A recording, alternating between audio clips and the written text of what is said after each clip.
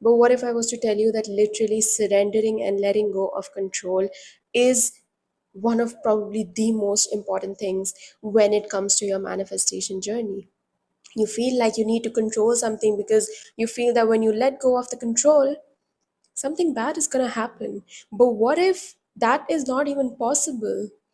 What if, when you keep taking the steps forward in your life according to your perceived reality right now, and you surrender, you are allowing the universe to bring in your energetic field something that was even much better than you, that you probably couldn't have even imagined from your own mind.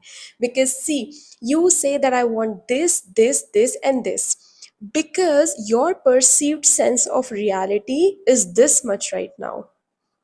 Making sense? You think you want this, because this is your perceived sense of reality.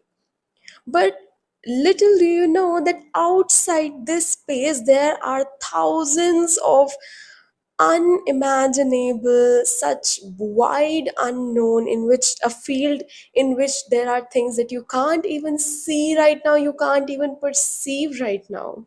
And when you surrender, you allow the universe to bring from all those huge possibilities to you the one that is best for you.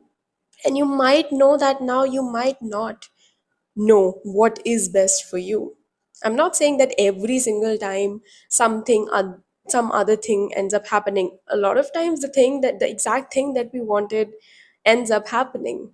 And in that case, we already knew what was best for us. But how many times has this happened, that you were trying to get to something, you were trying to make some particular thing happen, but then something much, much better came along? So, this is the control trap. Feeling like we need to control everything now, that we need to manifest this particular thing now. But you're not the creator of your life. You are not the creator of your life. You are the co creator of your life. And who is the one who is co creating this life with you? It's that higher power.